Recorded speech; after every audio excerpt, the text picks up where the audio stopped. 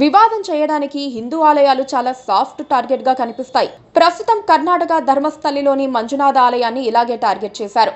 ఉద్యోగం పోగొట్టుకున్న ధర్మస్థలలోని మంజునాథ స్వామి ఆలయంలో పనిచేసే మాజీ పారిశుద్ధ్య ఉద్యోగి ఒకరు 1995 నుంచి 2014 వరకు వందలాది మహిళలు, యువతులు, మైనర్ బాలికలు అనుమానాస్పద స్థితిలో మరణించారని పోలీసులకు ఫిర్యాదు చేశాడు.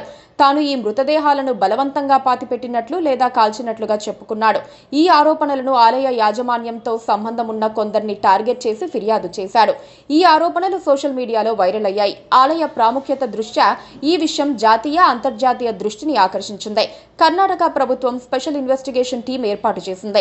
మాజీ పారిశుద్ధ్య కార్మికుడు ఆరోపించిన ప్రాంతాల్లో సిట్ టీం తవ్వకాలు నిర్వహిస్తున్నారు. ఈ తవ్వకాల్లో ఒకే ఒక పాక్షిక మానవ అస్థిపంజరం మాత్రమే దొరికింది. నేత్రావతి నది సమీపంలోని అటవీ ప్రాంతంలో ఇది పడి ఉంది.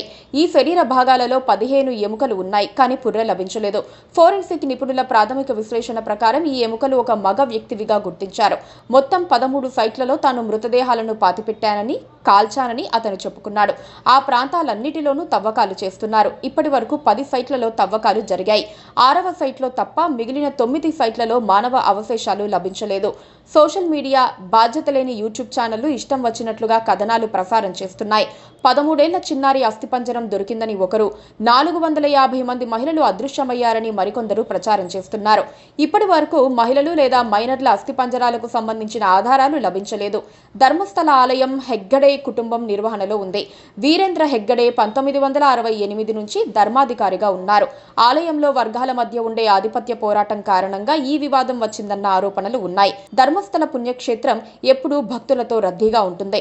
ధన ప్రభావం తక్కువగా ఉంటుంది. అక్కడ ఎలాంటి అసాంఘిక కార్యక్రమాలు జరుగుతాయని ఎవ్వరూ అనుకోరు. కానీ పుకార్లను పుట్టించి ఎప్పటికప్పుడు పెంచుతూ పోవటం వల్ల సమస్యలు వచ్చాయి. ఇప్పుడు మాజీ ఉద్యోగి చేసిన ఆరోపణతో మొత్తం ఆలయ ఇమేజ్ దెబ్బతీసేలా వ్యవహరిస్తున్నారు. నిజాలు తెలుసుకునేందుకు ఆసక్తి చూపించడం లేదు. వందల మందిని చంపితే తెలియకుండా ఉంటుందా? ఒకే వ్యక్తి తాను వందల మందిని కాల్చివేశానని లేదా పూడ్చిపెట్టానని చెబితే ఎలా నమ్ముతారు? అది కూడా మహిళల్ని. మహిళలు ఒక్కరూ కనిపించకుండా పోయినా గగ్గోలు రేగుతుంది. ధర్మస్థల ప్రసిద్ధ పుణ్యక్షేత్రం కాబట్టి ఆధ్యాత్మికంగా జీవితాన్ని గడపాలనుకునేవారు వచ్చి ఉంటారు. తర్వాత వేరే ఆశ్రమానికి వెళ్తారు.